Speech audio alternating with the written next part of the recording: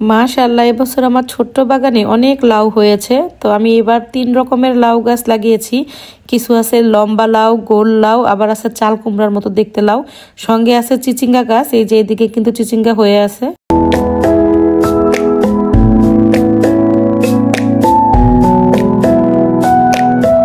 Hello guys, আসসালামু আলাইকুম। সবাই কেমন আছেন? আশা করি সবাই খুব ভালো আছেন। আমি আল্লাহর রহমতে আপনাদের দয়ায় খুবই ভালো আছি।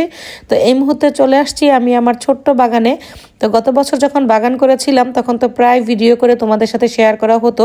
তবে এবছর আমি বাগান করার পরে ব্যস্ততার কারণে বাগানে কি কি সবজি লাগিয়েছি বা কি কি সবজি হয়েছে তা শেয়ার করতে পারিনি। তো আজকে চলে আসছি তোমাদেরকে দেখাতে যে আমি আমার বাগানে 3 রকমের লাউ গাছ এবছর লাগিয়েছি। কিছুটা আছে গোল লাউ, তারপর আছে লম্বা লাউ, কিছুটা দেখতে আছে চাল কুমড়ার মতো। তো মাশাআল্লাহ, যখন গাছে অনেক সবজি থাকে বাগানটা দেখতেও সুন্দর লাগে। তো সকালবেলা বাগানে এসে দেখি মাশাআল্লাহ বেশ কিছু লাউ খাওয়ার উপযুক্ত হয়ে আছে। আর আজকে যদি এগুলো কেটে নিয়ে না যাই তাহলে পরে শক্ত হয়ে গেলে আর খেতেই পারবো না। তাই আমি আর হানজালা মিলে কিছু লাউ কেটে নিলাম।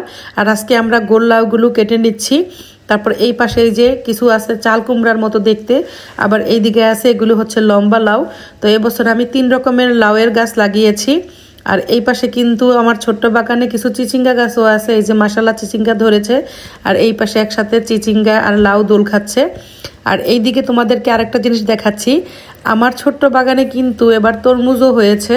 তো এই গাছগুলো আমি লাগাইনি, তো আমি জানি না এগুলো কিভাবে হলো। আমি হচ্ছে গত বছর বেলকনিতে বসে তরমুজ খেয়েছিলাম, হয়তো তখন ফেলেছি, সেখান থেকে হয়েছে কিনা জানি না।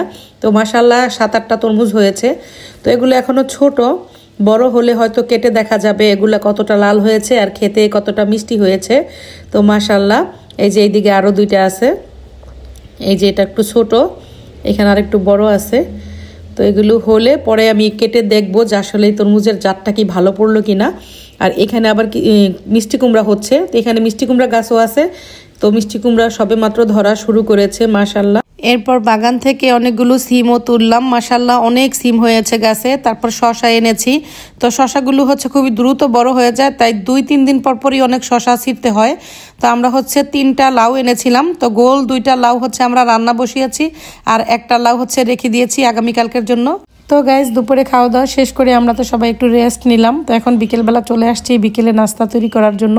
তো খুবই আলসেমি লাগতেছে, ভাবতেছি যে কি নাস্তা তৈরি করব। তারপরে হঠাৎ মনে হলো যে অনেকদিন যাবৎ চানাচুর মাখাটা খাই না, আজকে একটু চানাচুর মাখাটা করি। তার জন্য এখানে আমি নিয়েছি লাল পেঁয়াজ কুচি, টমেটো কুচি, কাঁচামরিচ কুচি আর ধনিয়া পাতা, আর তার সঙ্গে দিয়ে দিচ্ছি বাংলাদেশ থেকে আনা খাঁটি সরিষার তেল। এখন আমি সবগুলো উপকরণ খুব ভালো করে মেখে নিব। আর আমার হাতের এই চানাচুর মাখাটা কিন্তু খুবই স্পেশাল, কারণ হচ্ছে আমি এই চানাচুর মাখাটার সাথে চানাচুরও দেই এবং এর সঙ্গে আমি হচ্ছে চিপস ইউজ করি। তার জন্য আমাদের বাসার সবাই এটা খুব পছন্দ করে।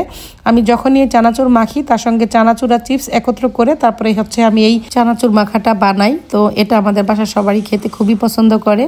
তো এখন বিকেলবেলা ঝাল ঝাল চানাচুর মেখে নিলাম, এখন বসে বসে খাবো। তো আমি চাইলাম যে আজকে পুরোটা দিন আমি কিভাবে কাটাচ্ছি সেটা একটি ছোট ব্লগের মাধ্যমে তোমাদের সাথেও শেয়ার করি।